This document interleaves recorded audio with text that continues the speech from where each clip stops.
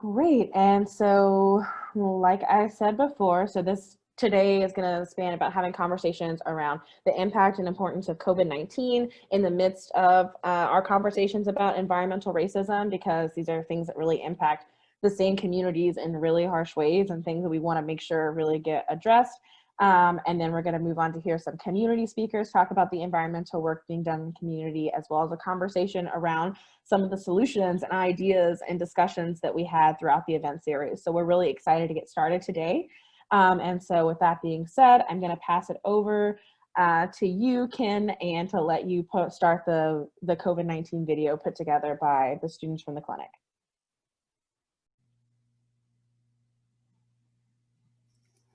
Hi everyone, this is the Interdisciplinary Environmental Clinic team at WashU Law.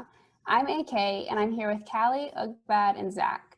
We've enjoyed presenting at the Solution Series meetings the past few weeks, and we're excited to see all of the community voices culminate in the summit today. Our presentations in previous weeks looked at 8 specific environmental justice issues and briefly touched on how they relate to the current COVID health crisis. These issues included air pollution, asthma, vacancy, illegal dumping, food apartheid, home energy costs, lead, and mold. If you want to learn more about these issues, you can watch the presentation recordings on the website, environmentalracismstl.com, or you can read the Environmental Racism Report, which is also available on the website. Today, we want to re-emphasize how environmental racism is contributing to COVID's disproportionate impact on Black St. Louisans. To begin, we first want to take a moment to remind everyone how to stop the spread of COVID-19. Physically distance and stay at least 6 feet apart from other people. Wear a mask in public and make sure it covers your nose and your mouth. Do not touch your eyes, nose, or mouth. And when you sneeze or cough, make sure you use a tissue or your elbow and then wash your hands. Clean and disinfect frequently touched surfaces. Stay home when you're sick, unless you're getting medical care, and wash your hands frequently. And now, a brief update on the state of COVID-19 in the United States and St. Louis. The U.S. has seen a huge uptick in COVID cases in recent weeks. As of the beginning of this week, there have been almost 10.5 million cases of COVID in the U.S. Over 241,000 Americans have died since January. This past week, we've been seeing more than 100,000 new cases each day. The numbers have been ticking upward in St. Louis City as well. In the past week, there have been days with over 100 new cases, 9,433 cases total, 216 deaths. Additionally, there is now the rising problem of what experts call long haulers. Significant percentages of COVID survivors have relapses, heart damage, psychological problems, memory problems, develop stutter, hair loss, etc. Given the novelty of the virus, we do not know whether these long-term symptoms will resolve or be permanent. As we've discussed, the burden of COVID-19 falls most heavily on Black St. Louis residents. As of October 19th, in St. Louis, there is a 75% higher case rate for Black residents as compared to white residents. Even more concerning is the fact that Black St. Louis residents are almost twice as likely to die of COVID, with a 94% higher death rate. These stark disparities seem to be diminishing a bit in the last couple of weeks, but Black residents of St. Louis are still disproportionately impacted by the disease. COVID-19 is emphasizing the structural disparities that Black St. Louis residents face, and this is clearly seen in COVID's connection to environmental justice issues. Air pollution is more than just a catalyst for global warming. The air we breathe can have dramatic effects on our health. Unfortunately, for communities of color in St. Louis, the consequences of air pollution tend to be more severe. This was magnified with the emergence of COVID-19. The 2 pollutants on the slide were highlighted by studies at Harvard and in Europe for exacerbating COVID-19 and are very commonly emitted by vehicles and coal power plants like those which surround St. Louis. We also know that many of the city's permitted air pollution sources are located in Black neighborhoods, and that many Black neighborhoods either sit along or between major highways. It is no coincidence that the zip codes with the most polluters are minority communities, or that these zip codes have the highest rates of COVID-19 infection. Exposure to air pollution also puts you at risk for respiratory and heart disease, both of which can increase COVID's mortality. While more research is needed, it appears that air pollution was a factor in the horrendously disparate rates of COVID-19 infection and death in the Black community here in St. Louis. Asthma treatment is centered around prevention. Black St. Louisans are disproportionately impacted by lack of access to affordable and quality healthcare, which can cause negative impacts on their asthma management. Though asthma is a widespread issue in the St. Louis region, the burden falls most heavily on Black residents, and in particular, the burden falls on Black children. In 2015, Black children, Black residents in St. Louis made emergency room visits for asthma 8.5 times more than white residents. The disparities for Black children are even more severe, making visits to the ER for asthma treatment 10.8 times more often than white children. The most recent CDC update states that adults with asthma might be at an increased risk for severe illnesses from the virus that causes COVID-19. While the link isn't clear, it is safe to say that the burden of living with asthma as a Black St. Louisan has been exacerbated by the pandemic. Burdens of accessing primary care during the pandemic, costs of asthma treatment during the pandemic, and the impact of staying at home orders and stay-at-home orders that have impacted the health and well-being of people, making them stay in substandard housing. Vacancy has negative physical and emotional impacts on communities. In St. Louis, these burdens are primarily borne by Black residents, and the impacts of vacancy have been made worse by COVID. The negative impacts of vacancy can be seen through the impending eviction crisis. Currently, there's a federal moratorium on evictions for non-payment, but it expires in less than 2 months on December 31st. The moratorium provides no safeguards besides protection from eviction, and on December 31st, many will become vulnerable to eviction and will experience homelessness as they cannot afford to pay months and months of back rent and fees that have accumulated and will immediately become due. A study done this July across 44 cities and counties found that when local and state moratoria on evictions expired, filings to evict tenants almost returned to their pre-pandemic levels. This demonstrates to us that once the federal moratorium is lifted, there is likely to be a surge in evictions here as well. Further, as tenants are unable to pay rent, landlords cannot pay their mortgages, which can lead to foreclosure on rental housing. When the rental apartments and houses are foreclosed on, the availability of housing plummets, and this ultimately increases vacancy. Although we haven't seen this occur on a great scale yet, the end of the eviction moratorium looms large. The threat of eviction also is a threat of experiencing homelessness, and the unhoused population is already at a greater risk of exposure to COVID because of lack of access to essential hygiene and the inability to properly social distance in shelters. Additionally, these concerns are compounded by freezing winter temperatures and flu season. During the pandemic, there has been an increase in illegal dumping reports across the globe. No data is available for St. Louis yet, but there have been reports across the country, such as in Los Angeles, and across the ocean, such as Dublin, Ireland. Each year, aldermen also receive funds for projects in their wards, including alley maintenance, street repair, and dumpster replacement. This is often referred to as ward capital or ward funding. But during the pandemic, this funding has been stopped. Currently, no ward capital is going into replacing damaged dumpsters or maintaining streets and alleys, and many waste conditions that existed prior to the start of the pandemic have not been fixed, despite the intentions of aldermen. People are also spending more and more time at home and within their communities because of social distancing guidelines, their work or school being moved to a remote setting, losing jobs, and because many events and activities have been canceled. This has increased exposure to illegally dumped trash in various communities. The most recent CDC update on COVID-19 states that adults living with obesity and diabetes, both of which are linked to food apartheid, might be at an increased risk for severe illnesses from COVID-19. Coupled with increased inactivity and minimal social support, COVID-19 has negatively impacted people's normal food patterns. In particular, the burden of food apartheid on Black St. Louisans has been exacerbated by the pandemic.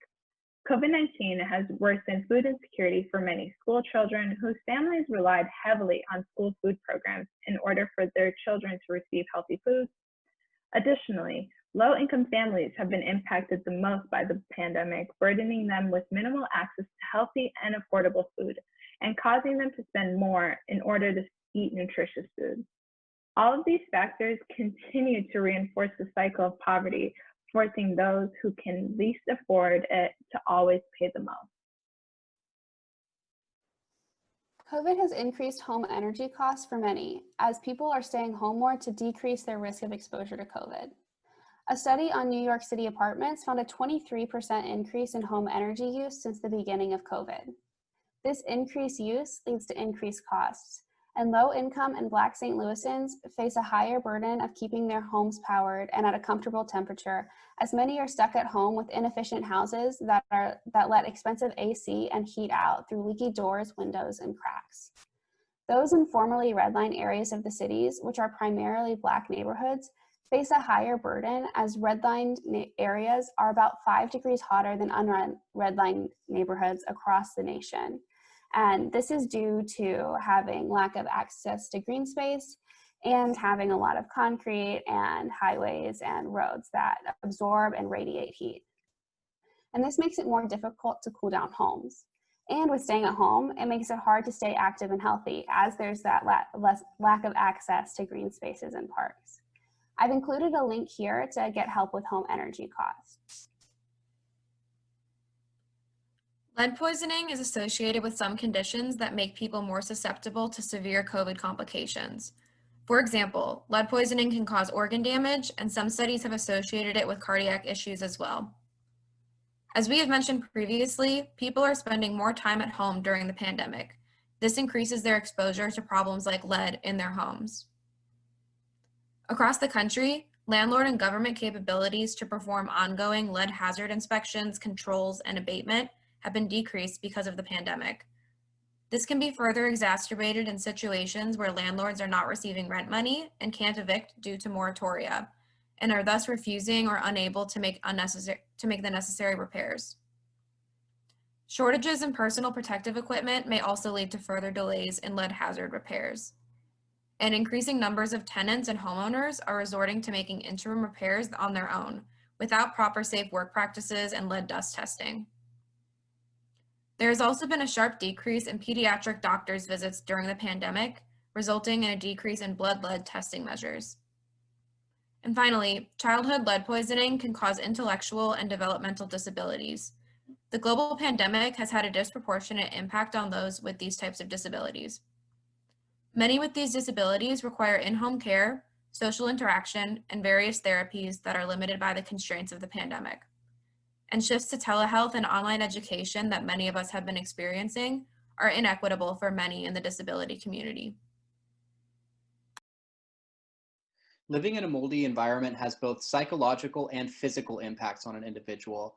Unfortunately, in St. Louis, most of the areas most impacted by interior mold are majority Black neighborhoods. Early research has shown that COVID-19 can make patients susceptible to a fungal infection caused by a very common type of mold.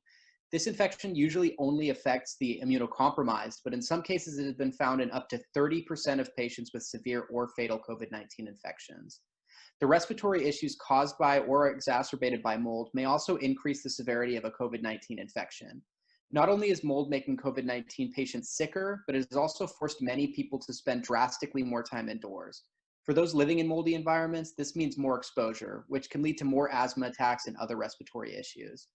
Cleaning products, like those that someone would try to use to remedy a mold problem themselves, can also trigger asthma attacks.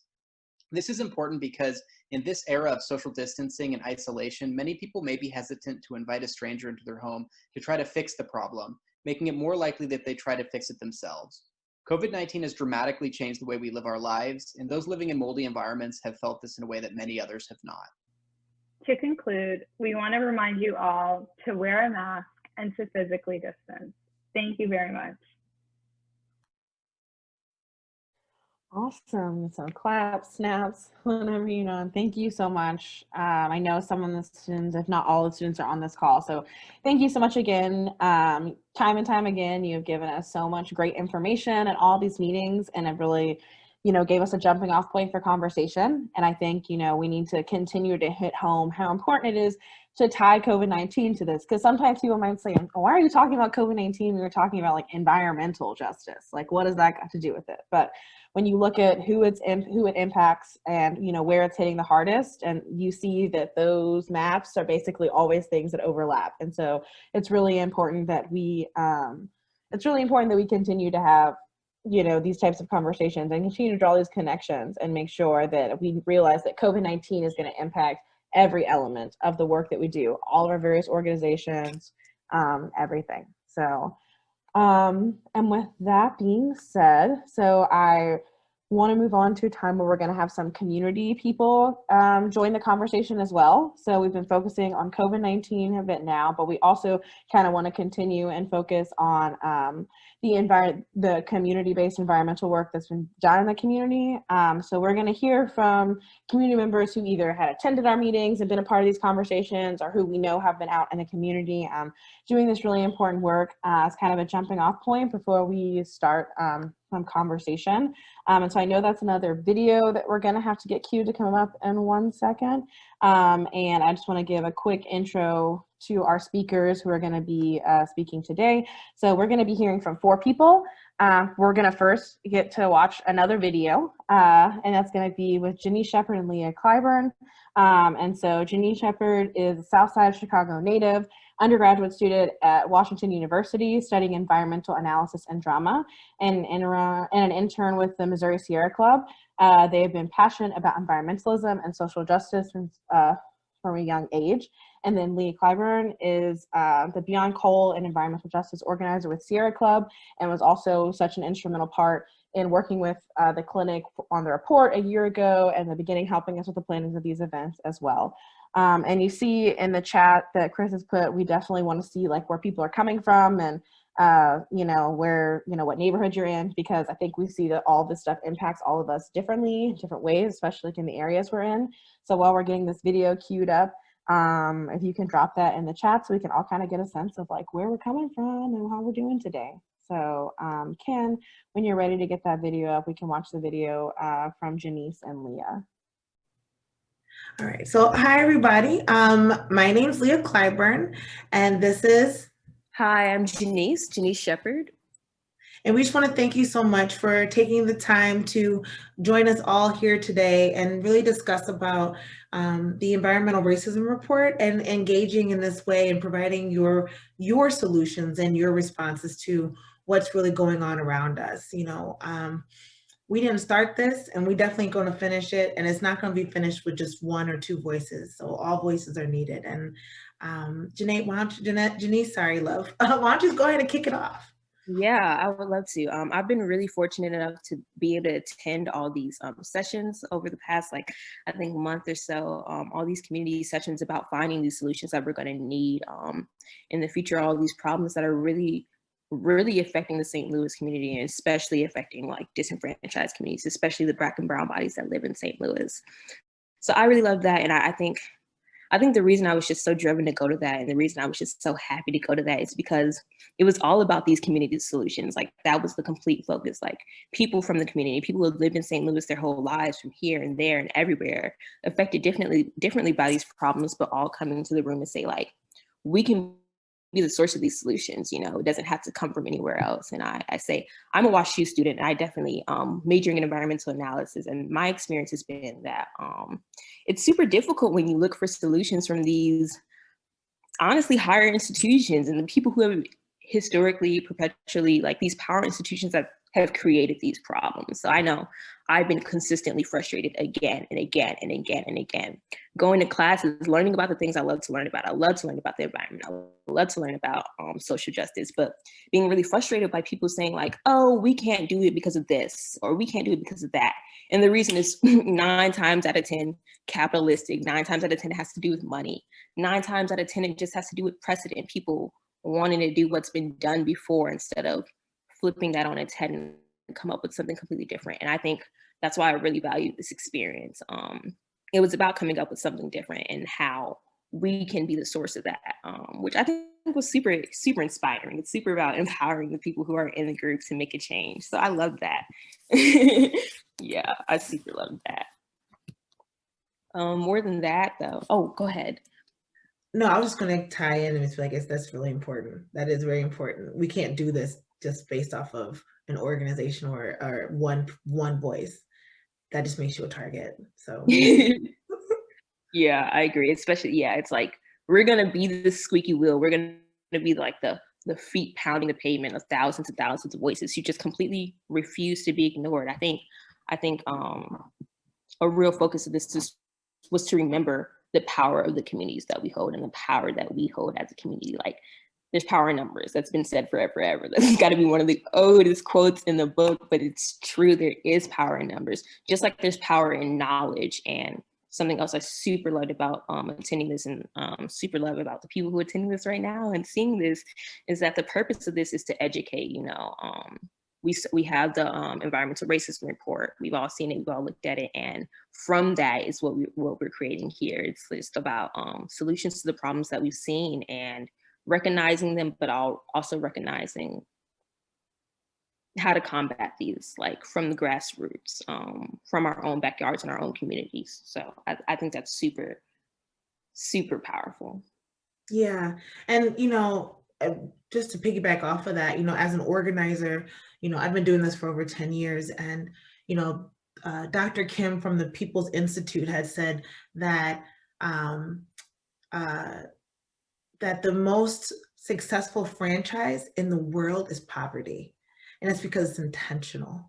And through the report, we've been given the opportunity to actually pin that statement to be true through identifying the Team 4, right? To identify the structure of the city and how it was made, to basically siphon in order to protect the corridor, the central corridor. Yeah. Who lives where, right? There's a clarity around that. So this is an opportunity to not just say, yo, you are not crazy. Like all the things that you have been wondering, like, why is this happening? Is that right? Or should I be going down? No, it shouldn't. Yes, it's not right. No, you're not crazy. And guess what? If it's happening to you, daggone sure it's happening to your neighbor. And so compiling statements, compiling voices, compiling stories, but the solutions from the experts. The experts are the people who are experiencing these firsthand, to be able to say, this is what I need in order to live my life. This is my human right. And that's what it is. It is your human right. When we talk about the air pollution, we talk about mold in our homes, and we talk about asthma, and the data time and time again, it is on Black and Brown families, and that is affecting our human rights. And we need to say no more as a collective, right? In organizing, we say you organize two things: people and money.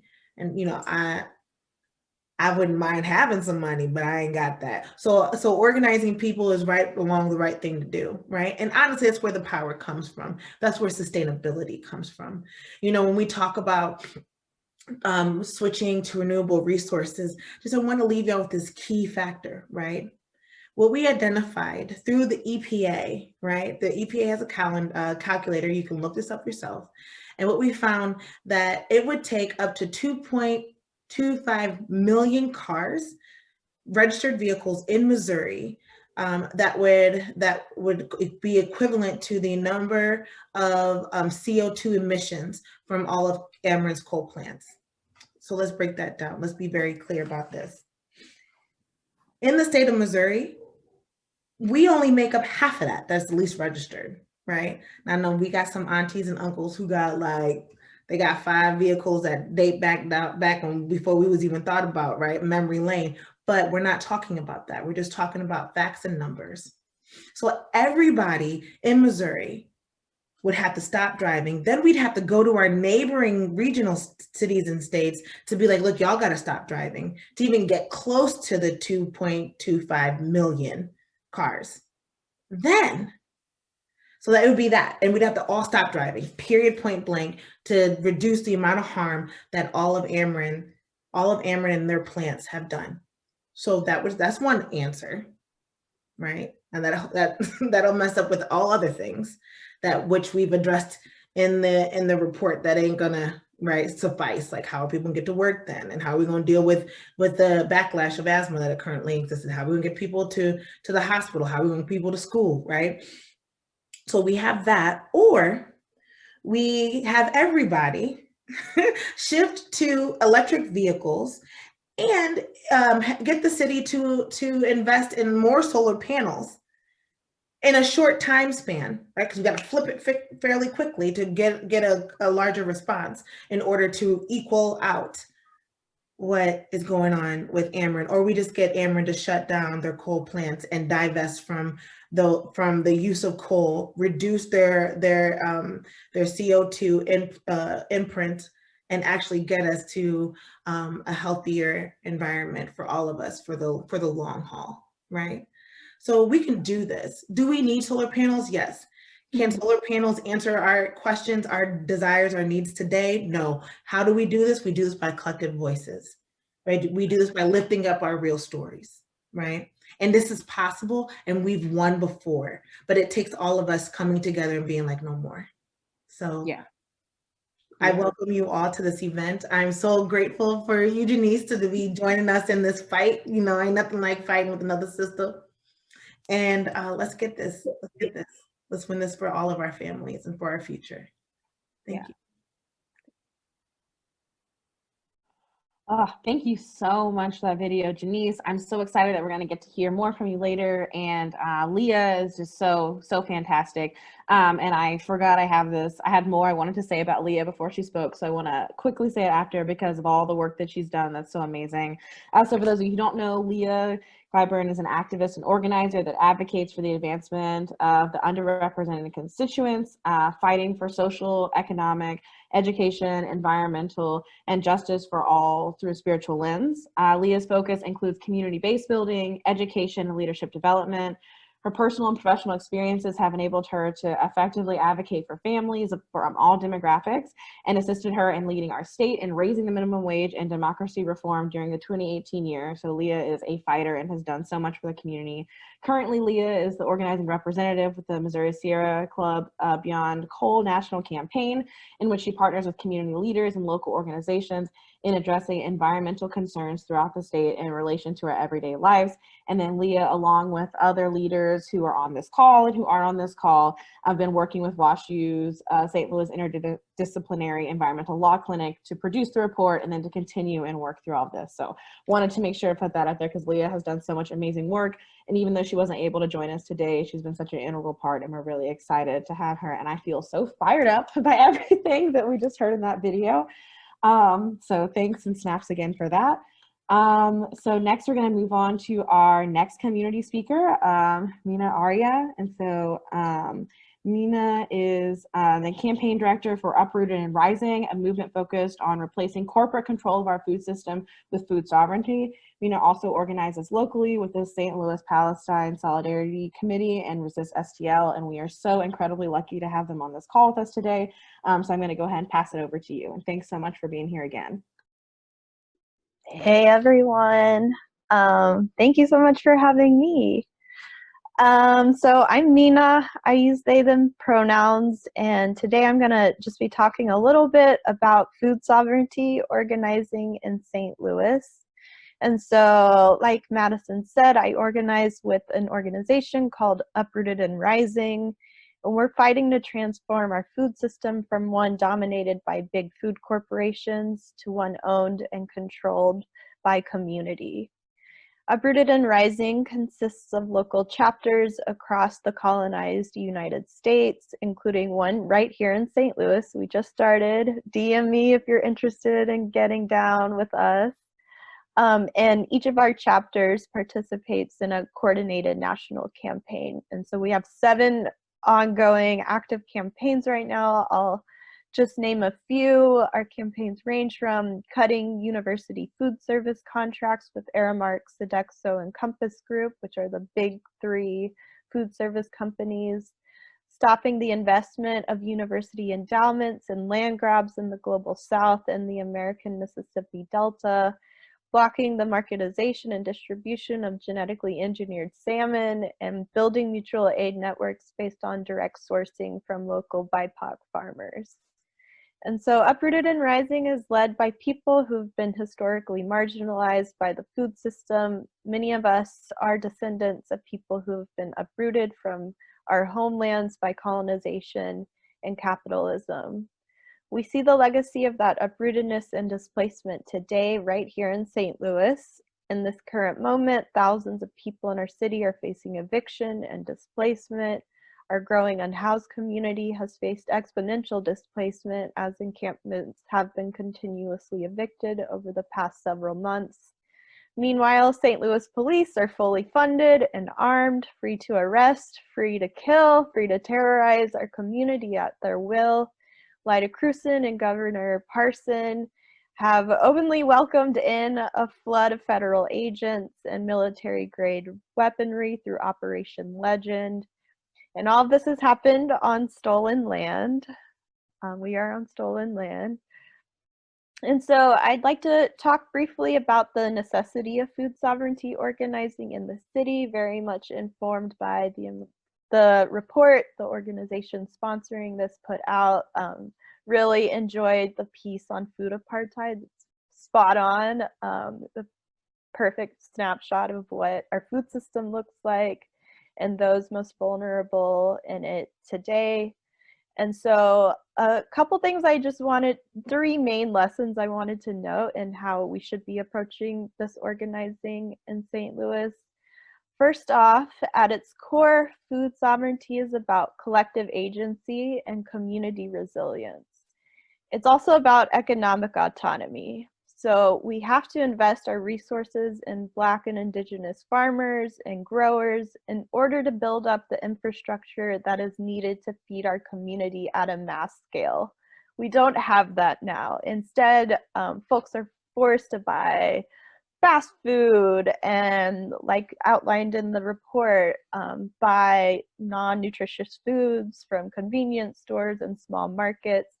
But if we invest in the growers, that we have a lot of them in St. Louis, they need to be more visibilized. And I'm going to talk about land in a sec, because we need land to have food sovereignty. But when we invest in them, we invest in ourselves, and everything we put into that, we're going to get back, and we're going to be healthier and able to live vibrant and amazing lives. And so, like I said, food sovereignty cannot happen without land. And so we need to be talking about and visibilizing who currently owns land, but also identifying who are the rightful stewards of the land. We need to normalize the concept and actually practice land back. I'm not sure if folks here have heard of that, but it literally means land back, give land back to the folks who are rightful stewards. And we need to have conversations about what reparations for slavery, genocide, and settler colonialism actually looks like in the city, and how we put those conversations into practice. And so lastly, the struggle for food sovereignty is inherently interlaced in the fight for racial justice, for environmental justice, for prison and police abolition, and so on. At its core, food sovereignty is about community autonomy and building structures outside of systems that have failed us and continue to harm us. Food sovereignty not only looks like food security, but it also looks like public transportation, housing, education, healthcare, no prisons, no police, no military.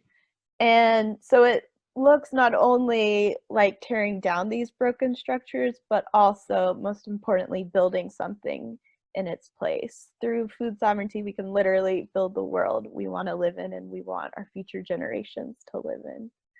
So that's my little spiel. Thank you so much for having me here today. If you're down to talk more, DM me. Would love to chat with anyone. Thank you so much. And again, claps, snaps, whatever you want to do. Thank you so much for the incredible work that you're doing, for the incredible change and work I think that is to come. And so definitely, if anything that they said sparked interest in you and you're like, I might want to get involved in that, Nina is a fantastic person, so they will definitely get you connected. Thanks so much. And I keep forgetting to say this, but we're gonna have Q&A, a short time of Q&A after. So if you have any questions about anything you've heard or just like in general for our speakers, We have one more, and then we'll have a time of Q&A. And so with that, I want to introduce Madeline Middlebrooks, who spoke fantastically at our last meeting. We were so happy to have back again. Madeline is a staff attorney with Great Rivers Environmental Law Center. She's received a 2-year grant to work on reducing the lead levels in St. Louis Public Schools drinking water. Her funding provides her with the resources to represent affected families in legal proceedings if applicable, create a legislative campaign, and find a long-term solution to this problem. So again, we are so lucky to have so many people involved in amazing work on this call. So with that, I'm going to pass it over to you, Madeline, and thanks so much for being here. Hello, everybody, and thank you to the organizers for letting me speak and be in this space today. I use she, her pronouns, and I'll just get started. So across the United States, children are being exposed to dangerously high levels of lead at school. And sadly, children who attend schools in the St. Louis area are also experiencing this injustice. While no level of lead exposure is safe, the American Academy of Pediatrics recommends that lead level in school drinking fountains should not exceed 1 parts per billion. According to data provided by the St. Louis Public School District, as recent as of June of this year, there are still drinking fountains in that district that have lead levels testing higher than the American Pediatrics recommendation. And as I said on the call on Wednesday, this is extremely concerning in my opinion, because lead is an extremely toxic substance that affects multiple body systems, organ systems in the body, and especially to children under 6. And so while the recommendation from the American Pediatrics is 1 parts per billion and action should occur, according to public record and data, there are drinking fountains in the St. Louis School District that test between 1.1 to 4.4 ppb. And this is to just reiterate that no level of lead exposure is safe. So I will be spending the next 2 years focusing on this issue and investigating this issue, but more importantly, working with community organizations. The environmental justice movement was blossomed and built on the backs of communities of color, and also working together to find solutions to their problems. And all successful environmental justice battles has also been community-led and community-centered. And so that is my goal for this fellowship as well, to work with community members who are affected by this issue, work with parents who are concerned or maybe concerned about what might be their children might be being exposed to at school. And last, also working on a legislative campaign that requires Missouri schools to test their water. So currently under Missouri state law and federal law, Missouri schools are not required to test their water at their drinking fountains, at their own taps, because they are hooked up to a public water system. And so what may occur in certain schools is that once water enters the school line, it may come in contact with outdated service lines, outdated drinking fountains, or may just come in contact with materials that contain lead. So just requiring direct testing at the school, in my opinion, would help some of these solutions so we can really pinpoint exactly where this lead may be coming from. And so working on that legislative campaign, what's exciting is bills have already been passed around the country where there's been success, such as in New York, Illinois, and there's a current bill in Michigan being run on this same issue. So it's starting to really pick up across the country, which is exciting. And so I'm just so excited to start this work here with you all in the community. So if you have any questions, concerns, you may have questions about what's going on potentially in your child's school or anything, please feel free to reach out to me. I will drop my email in the chat, and I'm looking forward to speaking more with you all today. Thank you. And I'm finished. Awesome. Thank you so much. We've had some great speakers, and I think we've started a really great conversation. So I want to open up the floor if folks have any questions for our speakers, and if it's something that you don't know the answer to, it's fine to just say, I might have to get back to you on that. But so if anyone has any speakers, I'm going to open up questions for the speakers. I'm going to open up this time, whether you want to put them in the chat or just hop off mute on your microphone and ask the question, but go for it. Hello, everyone. My name is Alicia Deal. I am with We Power, and I live in the JBL neighborhood. I have a question for any of the speakers. Because I am a campaign coordinator for the Econ Justice, and many of the issues that we have economically are always tied to funding or the lack of. And so the question I have for you all is that how can community leaders and members kind of organized where we try to, I guess, tackle issues that are causing economic disparity for St. Louis area, St. Louis residents at all. So how can we mobilize and organize without funding? Because it always seems to be money needed or anything to really get campaign around lack of money. So what other, I guess, resourceful ways that you guys are able to mobilize and organize when there was a lack of funding?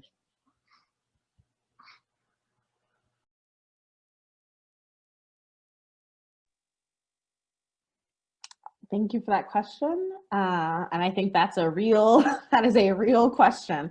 Whoever has the answer, please let us all know. Yeah, I can add, or I can just say something. This isn't like the most sustainable, but literally tap wealthy white folks who are anywhere near progressive, because those folks have a lot of resources and sometimes they don't know how to do the organizing, but like donating is a surefire way of being involved in the work and maybe like framing it like that and starting. I'm down to, sorry, I do a lot of work. I love fundraising and coming up with like comms and fundraising strategies. So if anyone, I'm just volunteering myself for too much right now, but I'm down to talk more about that because I love hitting white folks up for money. I would definitely not apologize for being someone who loves to do those things. I think everyone's like, really? Okay, come help us. Yeah, but that's a really good question. Any other answers to that or any other questions for our speakers today? I'll throw out there that Dutchtown South did receive a grant from the EPA under their environmental justice work. And so a lot of our research on illegal dumping and vacancies have been done under that EPA grant. So that is money out there. Thanks, Carissa. Do you have any other questions for our speakers? Good afternoon, everyone. It's more of a comment. My name is Angelica Were, and I am part of We Power as well. I'm a Power Builder Academy for our K-12 education. So coming in, I know it was about the environment, but I must say this was very informative and very well-rounded in the sense where it wasn't just focused on the whole COVID-19, lead poisoning, but when, and I'm sorry if I'm gonna mispronounce your name, Nina, when you had talked about gardening and green space, like it's all encompassing. So thank you for educating me on that piece. I'm finished. Thanks so much, Angelica. I love to hear that, and I want to totally echo that and agree, and just thank some of our speakers for really being able to show that we can't separate these types of issues. We all have to work together, and these all have to come in together. That's how we're going to get the most done, and that's how we're going to learn the most. So, thank you. There is a question here in the chat. I can just read it, and it was for Madeline. Uh-oh, it just disappeared here. Oh, I see it. I had it there. Yeah, when they were. Okay, let's see. I can't find it now. Go on if you can find it. Oh, there it is. Madeline, it was from Sarah Phelps. Madeline, what happens once a school identifies a drinking fountain with lead? Is there a way to replace it or add a device to remove the lead? Hi, thanks Sarah for the question. So different places around the country, sometimes you can put a point of use filter onto the drinking fountain to reduce the lead that way. Those do have to be changed and cleaned, or they could possibly be a source of more lead if they're not updated. Depending on where the lead is hitting the service line, it might be that the drinking fountain is outdated. So 2014, the EPA sent out new recommendations, regulations for what types of drinking fountains can be in school at different levels of what is considered now lead-free. So if it's a more dated drinking fountain, that's possibly a solution just to replace that fountain with an updated drinking fountain. But it just really all depends on exactly where the lead is entering the water. Thank you. Awesome, thanks. And sorry for missing that in the chat. Thanks for catching that, Catherine. We have any more questions before we move on? This is Angelica. I have another question. I know we're all here for the community and what they need and what's wanted. Can you speak to either how receptive or not receptive community has been for, you know, what needs to be changed or things that they may have a difficult time changing just because it's what they're used to? I'm finished.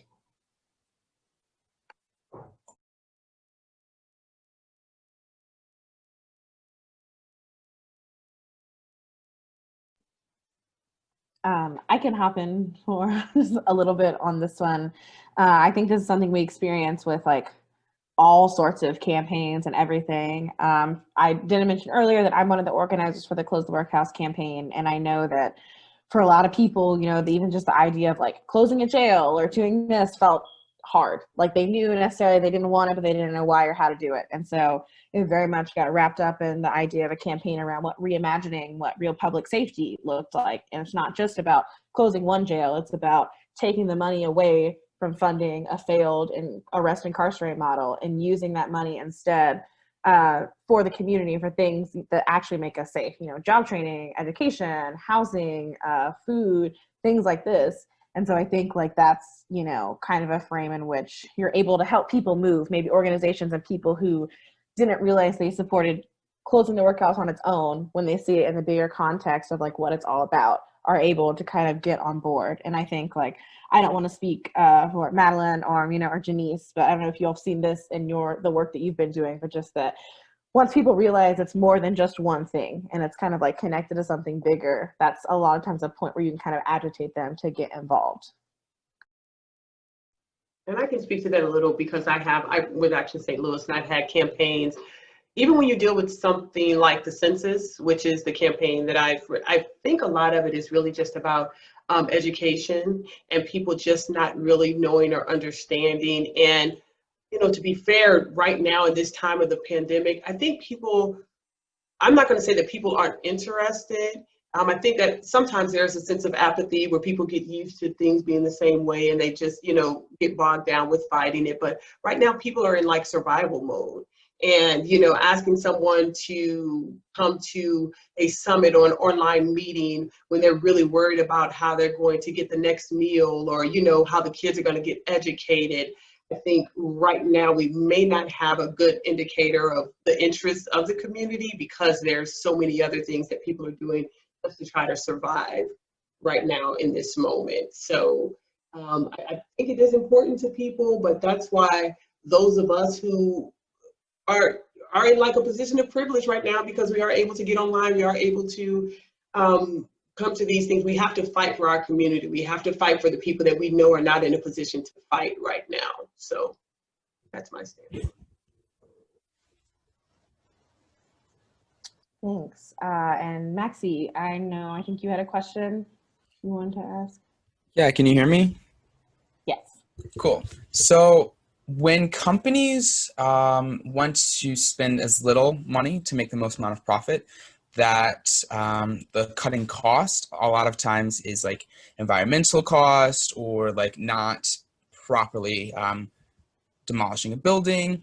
When the most marginalized are affected, how can we encourage those that are business owners to make sure that the cuts that they're cutting aren't hurting people, and how can we, you know, not get in the way of business per se? Because a lot of times it's marketed by particular political parties that putting environmental regulations is harming business. And so what are ways that we can work around that narrative?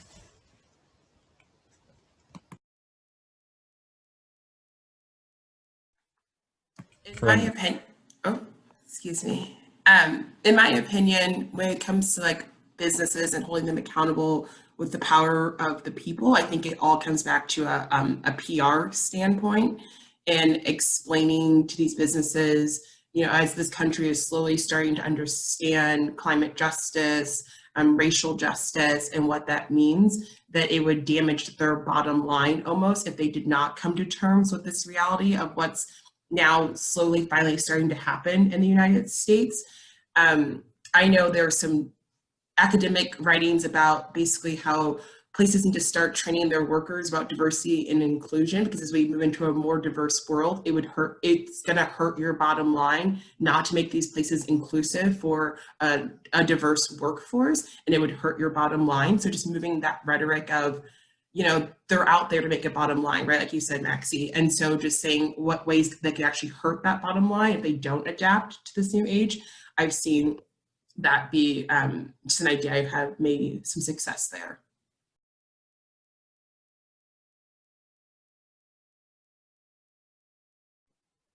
Awesome.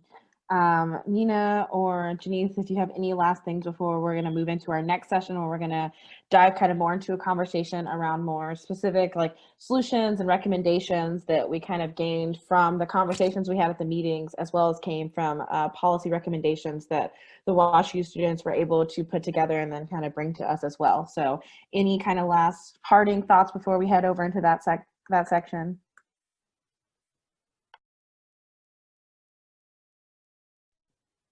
All right, that's fine. Cool. Well, just again, thank you so much. This is such great conversation and just really important things, I think, for all of us to know. I think it's just these types of conversations and things like are going to be a part of every type of campaign that we do. And anything that we try and do moving forward, we need to make sure that, you know, it's very much based on what the community needs. It's very much based in organizing, you know, centering the community and finding ways that people can really be involved and, you know, fighting for this liberation and for these things. So it's really important that we continue these conversations. And so with that, I'm going to kind of shift us over to where we're going to dive a little bit deeper into the solutions. So, and I do recognize we're kind of running a little bit behind. So the meeting's supposed to end at 2:30. I'm going to say that it'll probably end a little closer to 2:40, so we can have time for some more Q&A. So just going to go ahead and say that now. And if you have to hop off at 2:30, that's totally fine. And it's being recorded, so we'll post it. But so we came together for the 4 Wednesday events that we had that I talked about at the beginning, to not only learn about what's going on and what the report, Environmental Racism in St. Louis found, but also to have conversations about, you know, what can we do? Like, where should we start? What needs to change? And so now we're going to move into a time where each of us as organizers is just going to talk a little bit about the conversations and potential policy recommendations. And then we're going to have a Q&A section after we're done. So we're going to go through all of the different topics that we discussed, all the different issues that we discussed, and talk about some recommendations that we have for their things that we can potentially do moving forward. And I just want to echo again, this series and this summit, you know, kind of like the report. The report was the first step. This is the second step. We're going to continue working in this. So right now we're identifying these things, and the next step is going to be hopefully, you know, a lot of action. So just that this is just the beginnings of these conversations. And so with that being said, I'm going to pass it over to Carissa, who is going to talk more about vacancy and illegal dumping and some of the potential solutions and recommendations we have there. Hi, thank y'all. Again, my name is Carissa Gilman Hernandez. My pronouns are she, her, hers, and I am with Dutchtown South Community Corporation. Dutchtown South, we do a lot of work with vacancy and illegal dumping. And so I'm going to share with y'all some of the ideas that came from the solution series, listening to people, that was also backed up by the WashU students and their research. And then I will lift up that Dutchtown South actually has a report coming out about our solid waste system here in St. Louis City that will also have recommendations as to how we can make it better or where it works for everybody. So starting with vacancies, one of the issues that is coming up is that when somebody passes away, their property goes to question mark, and then it turns into a vacant property, maybe eventually an LRA, all sorts of questions, but while it's vacant, it's no good for anybody. So making an easier way of deeding property to pass upon death and encouraging people to make those plans earlier in their lives. City version of the vacancy collaboration, they are doing work right now so the vacancy collaboration is a group, Dutchtown South sits with it, where they're trying to address vacancy. One of the things that they've been working on is plotting vacant properties across St. Louis City, documenting who owns them and what state they're in, shifting that over to the city owning that, and then making that information more public so people can hold those that they need to accountable. Vacant properties, and this has been really successful in like countless cities, turning them into green spaces. We're talking about the food issues, we're talking about just the fact that more tree cover makes the entire city cooler. And when you look at where the trees are, they're not necessarily in the areas populated by brown and black folks. So creating greening projects to ensure that the vacant properties, if they can't be used as homes or businesses, are green spaces. My favorite is Prop NS. Thank you to St. Louis City voters for getting that through. So what it did was created a fund that would help structurally stabilize the city-owned properties that were falling apart, and then sell them to the highest bidder. To be clear, the highest bidder is pinning, I don't know, like a few $1,000s. These are not crazy expensive properties, but shifting it maybe away from the bidding process and over to community purchasing, sending, letting people in the vicinity know first that they have first rights to it, or a time equals down payment situation. So there's lots of good ways to develop Prop NS and those LRA properties. Shifting over to illegal dumping. Vacancies and illegal dumping are always like one and the same, really, because where do you think people go to illegally dump?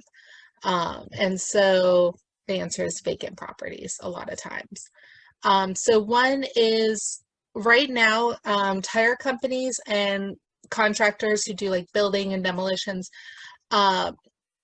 they are required to release how they're going to dispose of their old waste. But currently, they can say something and it's cheaper for them to just illegally dump it than it is for them to follow through with the rules. So one of the things we can do is raise that illegal dumping fine. It's currently at $500. We can raise that up a whole lot. If we aren't able to do that because of many reasons, community service hours could also be upped. Currently, there are community service hours attached to that fine, so that is helpful, but it can be much more. Piggybacking off of Maxie from earlier, possible PR pressure is definitely something that we can do. Make it so that not only shaming the companies who are doing the dumping, but lifting up the companies who've really made an effort to ensure that they are disposing of their products in a safe and environmentally friendly way. Also, getting commitments from the unions that they will be promoting environmental justice, as well as ensuring that their workers are following all the city and EPA guidelines.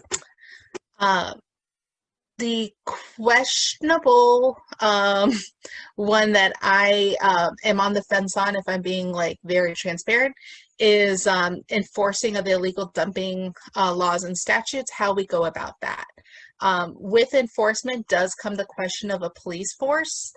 Currently, there is 4 full-time spots in the environmental investigation unit of our police department. Only 1 is filled currently. According to the St. Louis Police Department website, 12 officers or 12 detectives work on that unit. So I'm not sure how all of that goes together. But what I'll say to it is that if we focused on a community policing model, ensured that those are officers from community and who are there not to bust people for living their lives, but to really ensure that we're safer, I'd be willing to listen and talk to those officers. The other thing we can do is really tap on the city employees who are in the community already to be the ones enforcing these statutes. So we're looking at the trash collectors, the people that are cutting down tree limbs, our neighborhood improvement officers, or specialists. I forgot what their official titles are. But there's a lot of good people that just walk around in our cities right now that we can really be relying on to help us enforce these rules. And currently the reward for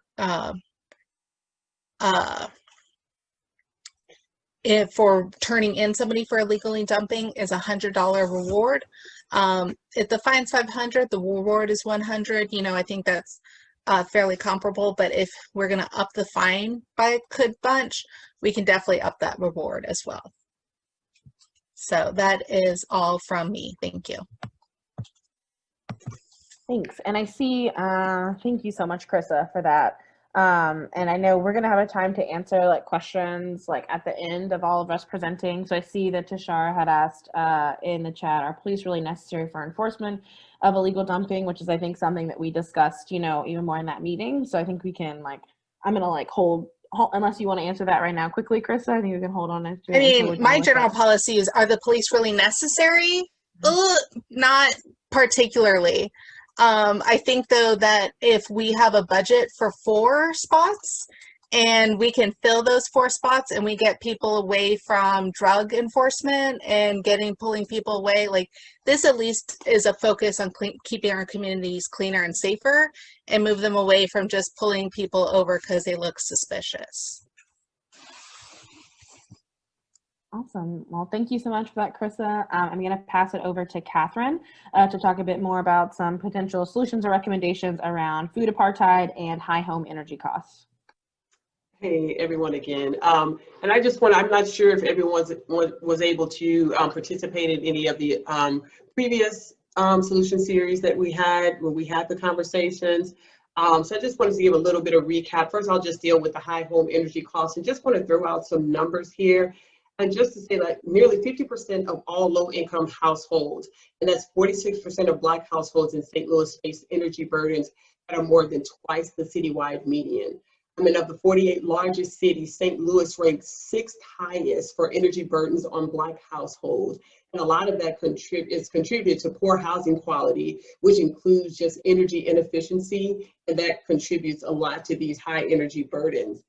So one of the things that was spoken about as a possible solution, with the students is just increased low-income weatherization assistance program funding. A lot of it is because people are poor and they just really can't afford to winterize their houses. And if you're living in a house that already has is inadequate when it comes to it's energy inefficient, then having to put out the extra cost to winterize your home is a burden that not many families can afford. So, we definitely need to look into weatherization assistance programs, expand funding for those, and expand those eligible for funding by making income requirements higher. And just also expand education and outreach programs about the resources, letting people know that we do have resources available. And another thing which would be huge, and it would put more of that burden on the property owners, are just building code changes. We really need to adopt the International Energy Conservation Code, and that implements just stricter standards for home building and existing structures regarding energy efficiency. And just well-structured building codes are the key to improving the quality of life in financial institutions for thousands of low-income Missourians, and they would also help fight against climate change. I know there's a huge push for it, but again, it's not something that has been implemented here in Missouri and specifically in St. Louis, especially if we rank 6th when it comes to, the least energy efficient and the burden that we have on our low-income people. Also, this speaks, to housing, just improving landlord-tenant relations, just give tenants more rights and hold landlords and give them more incentives for just doing the right thing. And if you incentivize landlords to seal cracks that let AC and heat out, you can give them, I'm not sure, tax abatements or however we want to incentivize landlords just to make sure that their housing is efficient.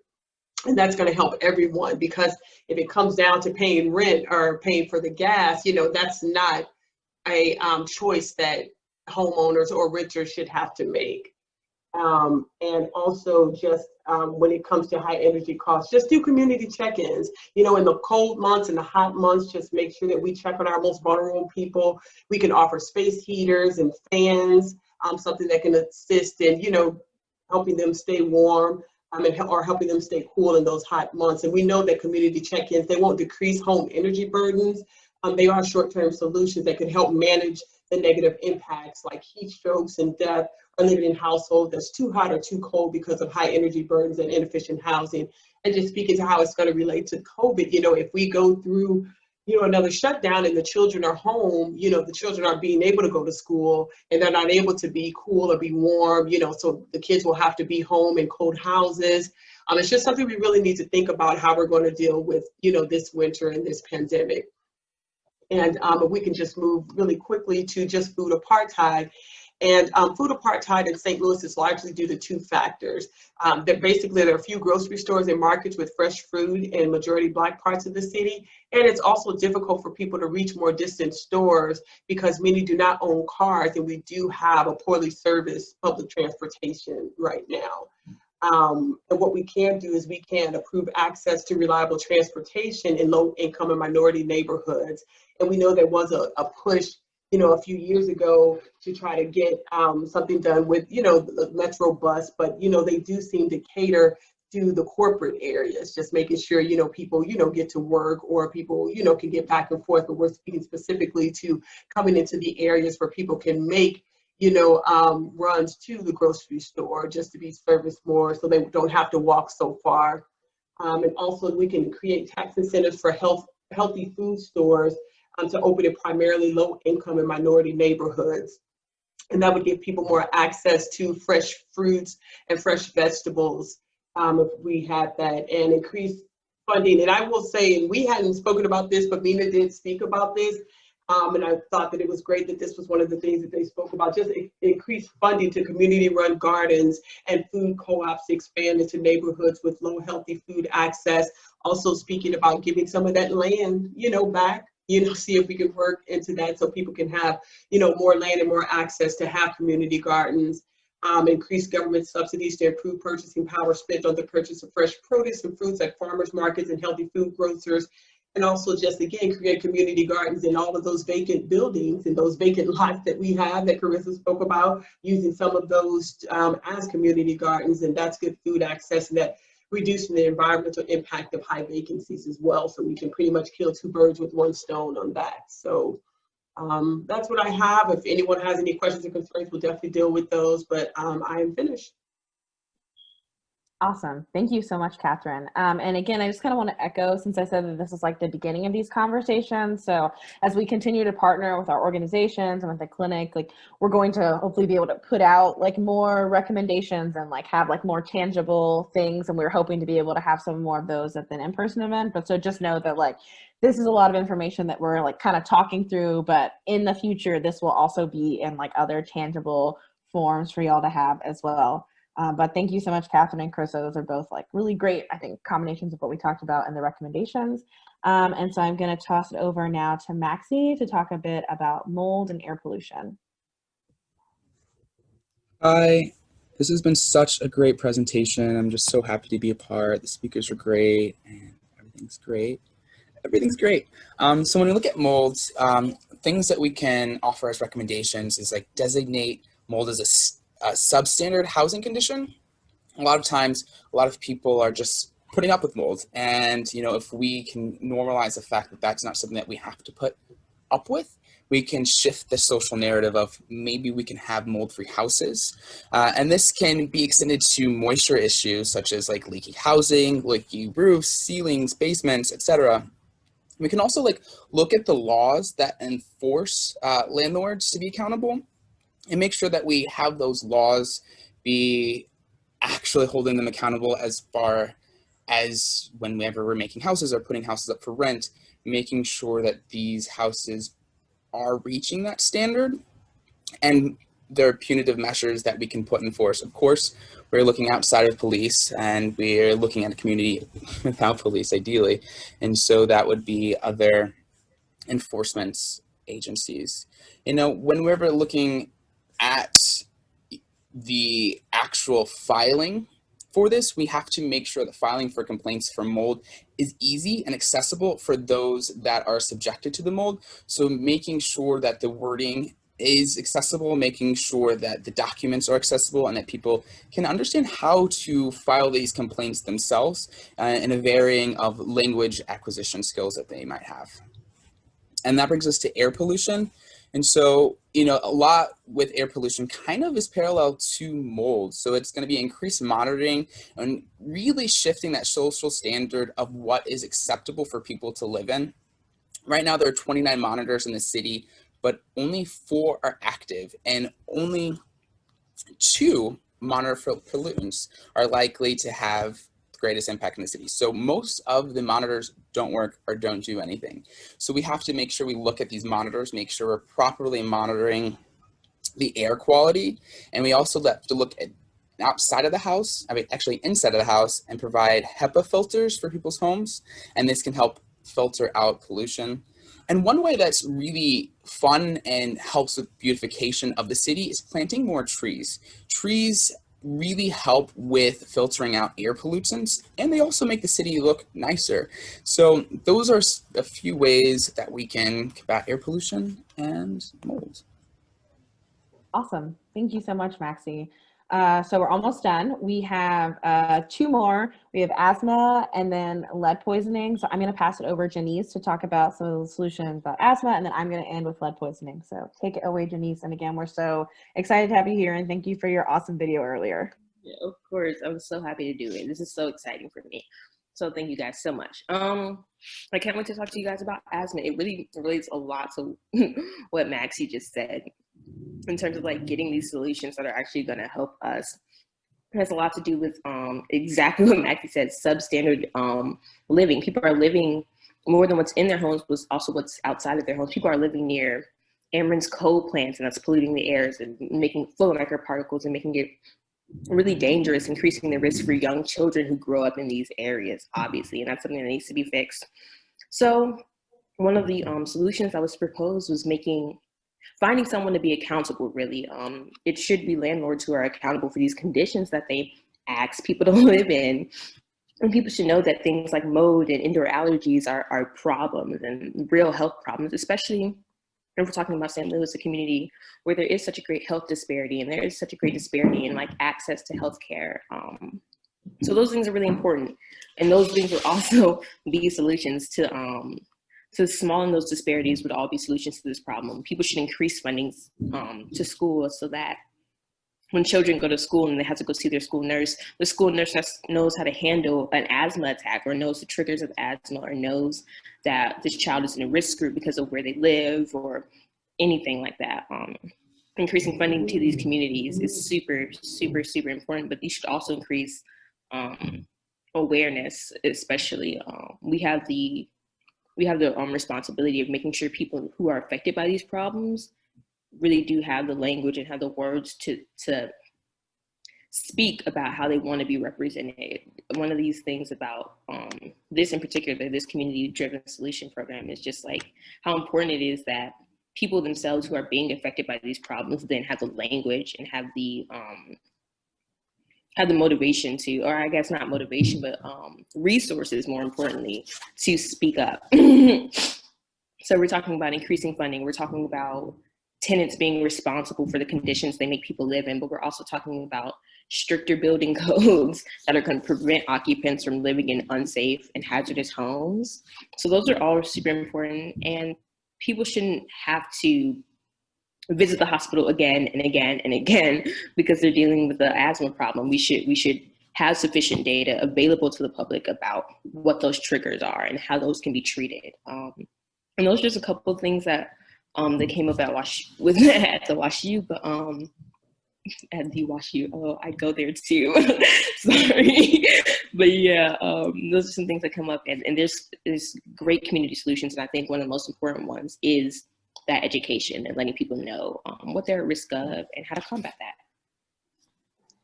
Thank you, Janice. And Eileen, I see that question, so I'm going to hold it. I'm just going to quickly talk about lead poisoning, and then we can go in the Q&A, and that can be our first question to start it off. And I'm glad that you ended on education, Janice, because that's where I was going to begin mine talking about lead poisoning.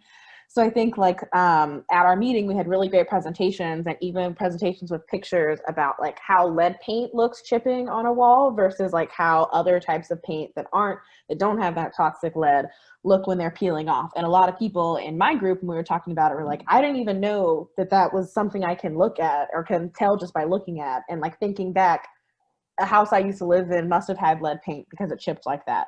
And so out of that conversation, we were talking about how increased community education about the prevalence and dangers of lead poisoning is really important. So how lead exposure occurs, the likeliness that it's going to be in your home, like the time frame like in which homes were more likely to have it, and then like short-term ways to be protecting your family as well as long-term fixes. So just making sure that that comprehensive education is out there, because a lot of people just don't even realize. And with all of these things, and I should have said this at the beginning, but you might have noticed a lot of these things seem to have like really similar type solutions. And I would say it's because a lot of these issues are really interconnected, and the pressure points and the problem points in these are kind of similar. So like Janice talked about education, I know some of the other folks talked about accountability and what does it mean to hold people accountable. And so again, with things like lead paint and lead exposure, we need to be able to hold landlords accountable for lead, especially lead paint and remediation. We need to make sure that if people find out that there is lead in their apartment or wherever they're living, then like what's the next step? Like how is it going to be fixed? Because a lot of times people can know, but then there's not something to do. There's not something else to do. A landlord won't fix it, or if it's in a home, you don't have the money to fix it, can't get a loan, can't have the money, whatever. There needs to be resources out there and available for folks to be able to get this stuff remediated, to get this stuff taken out. And then Madeline talked a lot about lead in the public school system and the problems we have there. And we talked about that more at the meeting. So some recommendation would be passing state and or local legislation to mandate lead testing in school water systems, and making sure this legislation has like really specific standards. So like knowing that the lead standard is currently at 15 ppb and that should be, you know, maximum 5, ideally 1. Like these little details that maybe not all of us know off the top of our head, but that once we know and we know we need to be advocating for it, like you give us a number and like we'll get that number to be what's in the legislation. You just need to help tell us, you know, so making sure, again, education piece is there. The people who are experiencing these things are connected to the folks who are able to provide them with this education, and then are also connected to the organizers who are really able to help them organize themselves and those around them who are dealing with those same issues, and to get this type of stuff into the legislation. And then also just to make sure that we improve and enforce dust containment practices in demolitions. We talked about how some people are living in areas, and this is even a question, you know, like where it might not be mold in my house, but, or might not be lead, you know, lead paint in my house, but if it's a house next door and it's in a neighborhood where it feels like the city doesn't care how they demolish things and they just tear down buildings and don't use the proper like wetting and don't make sure that the dust is going everywhere, which happened in a neighborhood that I used to live in, like, what are you going to do there? So we need to make sure that we're enforcing these dust containment practices in demolitions, you know, require a notice to community members when these things are going to occur, and letting people know the hazards that might be involved. And then also just making sure to subsidize and encourage free lead testing for children at pediatricians' offices, you know, like all these things that we know we need. We need to make everything more available. It needs to be more accessible. We need people to know what they're fighting against and what they're up against. And then we need to really be able to empower folks to do that. So there's a lot of different, I think, battles and lots of legislation and a lot of like action calls that are going to be able to come out of these, like really like preliminary recommendations. And we're really excited to continue this work and to really like make these concrete things and concrete asks, and especially in times where we have elections coming up, just letting people know that these are issues that are important. Because as Leah said in her video, these are issues that people are dealing with day to day to day right now. This is not like some far off thing. This is like your friend that's living in a place that has lead, or like your grandmother or auntie or anyone living in these places that have these conditions. So these are some of the solutions that the WashU Clinic was able to put together, and we were able to bring together and kind of pull out the ones that really were really resonated the most and really came out of the community conversations we had. And so I want to open up this time for some more Q&A for the next like 10 minutes or so. And just want to quickly go back. I see some more has been in the chat, but just I know Eileen had a question asking, is there any info about responding to mold issues from abandoned buildings affecting air quality on the north side? I have developed asthmatic allergies since a few summers ago. Whenever I go outside of this area, I notice they're almost non-existent. And I want to open up this question and answer space also to the students who on the call as well, since some of these are your areas of expertise in a lot of ways, and some of the stuff and the stuff that you've come across in your research, you know, Ken and Liz and Tara as well, if anyone wants to jump in to answer these. But yeah, so that first one about responding to mold issues in abandoned buildings.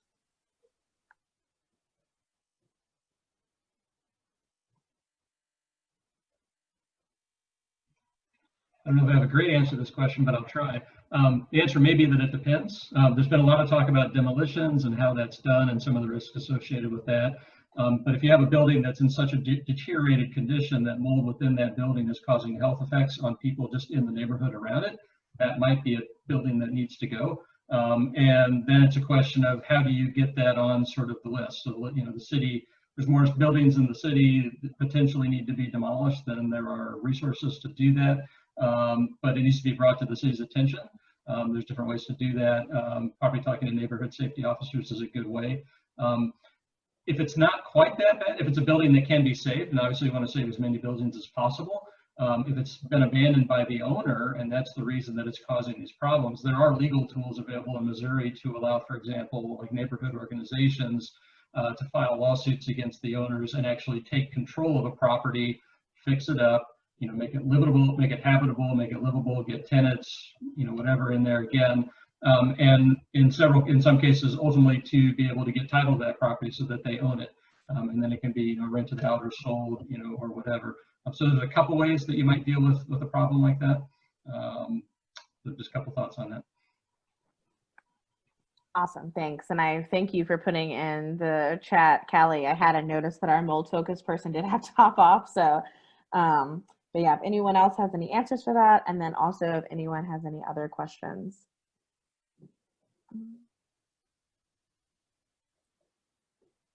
Oh, Maxie, let's see, I see your question. I'd like to ask Alex Cohen, what strategic methods could we implement to combat corruption of coal industries in St. Louis?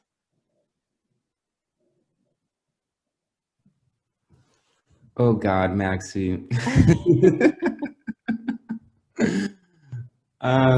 That is a great question, and I would love to think more about that with other people. I think it's tricky because Peabody doesn't have any coal mines here, although in the state of Missouri, but Missouri's electrical grid is like run on 80% of coal, mostly from Southern Illinois and Peabody mines.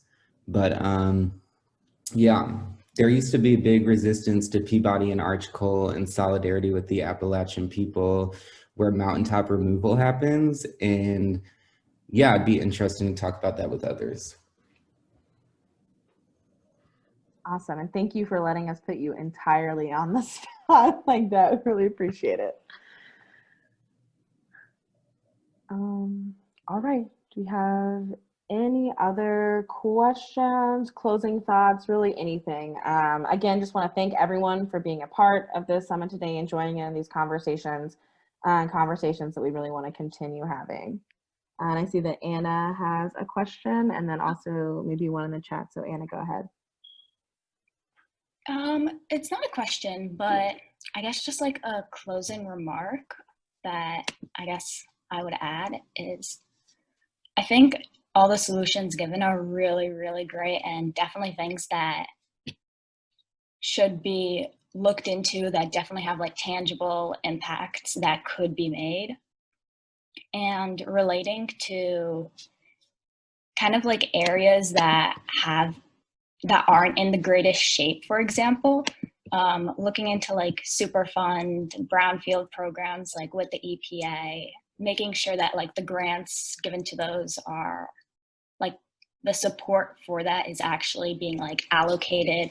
The enforcement for different agencies is actually happening is really big. And like people mentioned, I think outreach would be a really, really big help, especially in Missouri. And with COVID, I think it's definitely true that people's minds might be elsewhere, but I think we could definitely drive up momentum with COVID because we can definitely see the impacts that people are having, the disproportionate impacts that are being made.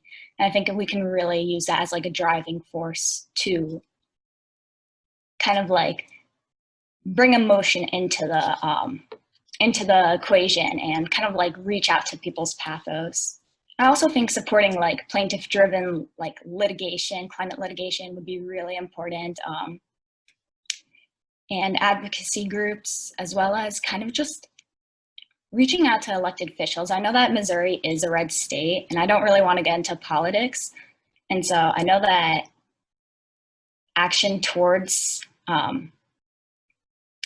environmental movements might not be the biggest, and especially with, like it was mentioned, the coal being a really big industry.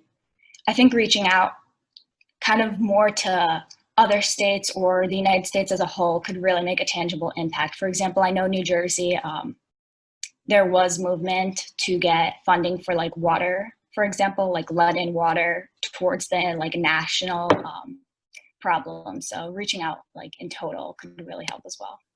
Yeah. Overall, I love like all the solutions posed though, and I think everything does have a really tangible impact. And sorry for the long speech. No, thanks so much, Anna. We've definitely appreciated having you at these meetings. So thank you. And I think a lot of that is really true. Eileen, I saw that you had also said you were just wanting to know if folks had any other ideas about what would affect air quality on the north side and how do we promote rehab resources versus demolition and absent property owner accountability.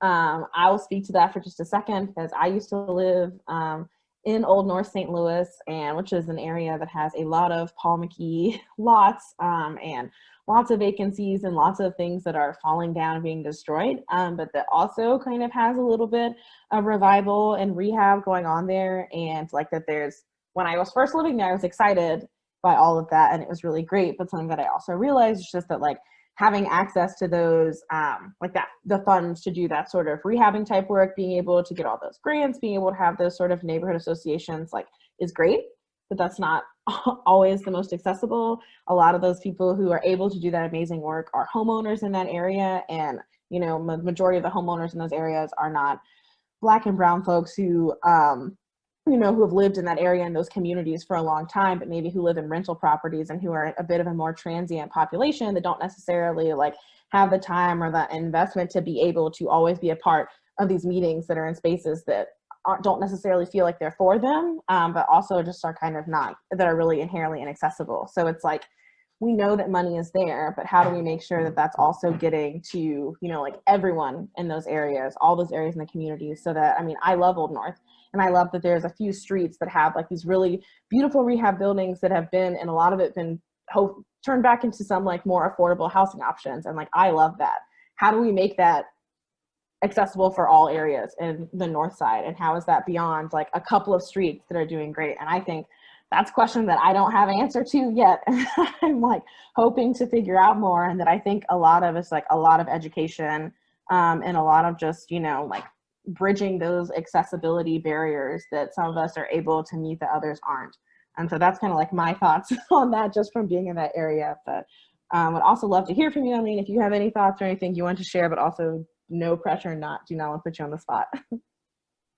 I was just going to jump in because that's a lot of the work Dutchtown South is doing on the south side. I always say that our four neighborhoods are a lot of the issues from the north side just turned down a little bit.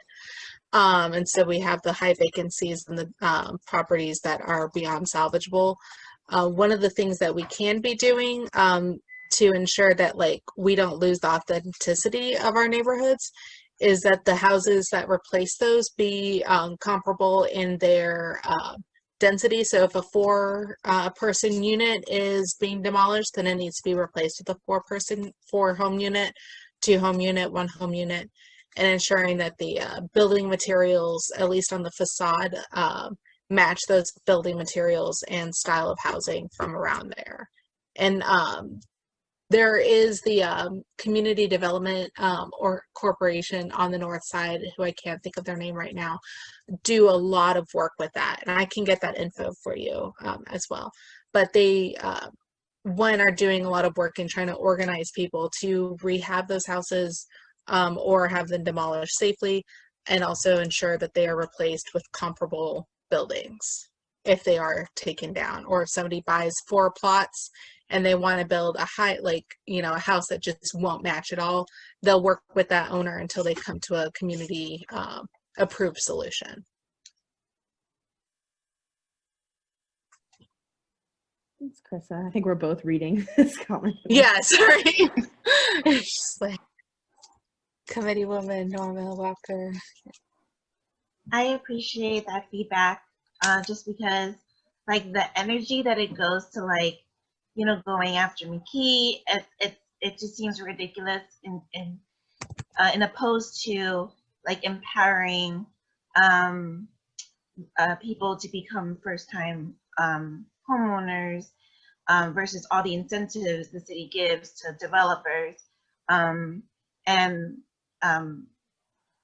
how does that fold into then addressing the air quality by turning over these properties? And so thank you for speaking to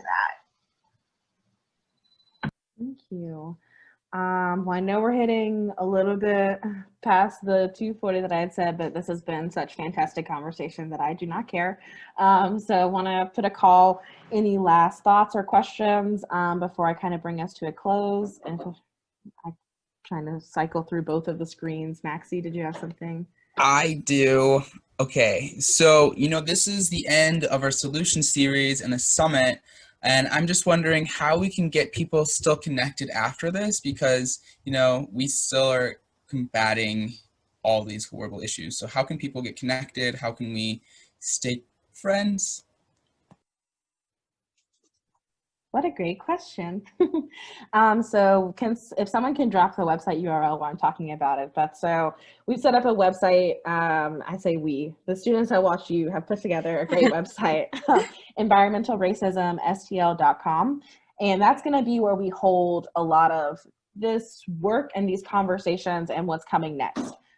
So if you go on there now under the events tab, you'll be able to see the presentations from the different meetings, the presentations that we've had on the specific topics, and hopefully so we'll be able to get some of the conversations and stuff up there as well. And this meeting will also be up there. And then the initial report is there. And, because we're working on this as like a coalition in a group, this is what we did this semester with this group of students, and it's fantastic. And so we're really going to continue this work and see what's next.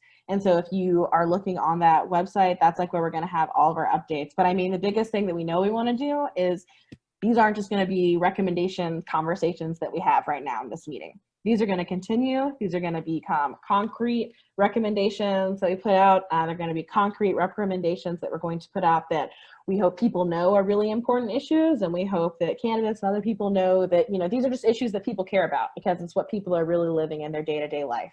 So while the exact next steps are, not fully planned out, we do know that these recommendations are going to be more than just what we have in these conversations, and to keep looking on the website for all the updates and to see what's to come, because these conversations are important. And I think the turnout to all these events has shown us that there is an appetite for these conversations. And then hopefully at a time where there's less COVID, when people can follow the guidelines that the students put together for us today, that we can also have these conversations together. And in communities, especially with folks who are dealing with this day to day, to whom it's not just something they talk about or they hear people talking about, but folks who this is their reality. So that's kind of what it's going to be like for us moving forward.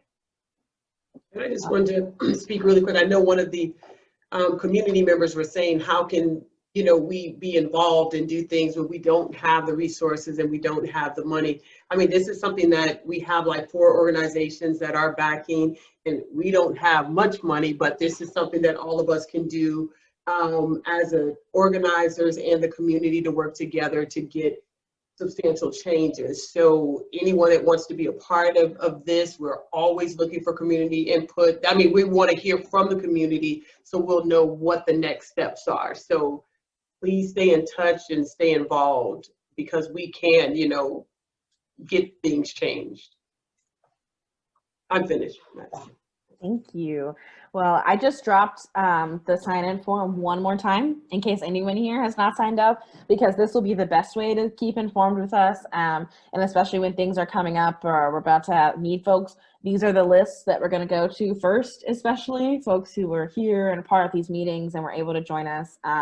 And if you go to our website, we should, if there's not already on there, like we'll make sure we update the contact section so that you'll be able to reach out to some of us and we can connect to you as well. But I just want to thank all of you so much, whether this was your first time engaging with the series or if you've been to a few events, whatever. We were so excited to have you here today. Thank you so much for being patient and understanding as we kind of had last minute changes. And we are just, I love this conversation. I love these spaces, and I feel so lucky to be a part of these and to help these conversations. So just thanks so much everyone for being here. And if any other of the organizers have any closing words before we drop off, but thanks to everyone so much. Thanks, y'all are awesome. Yeah, everyone have a good rest of your weekend and just be looking out on the website for updates and more to come in the next few months. Thank you. Have a great day. Bye.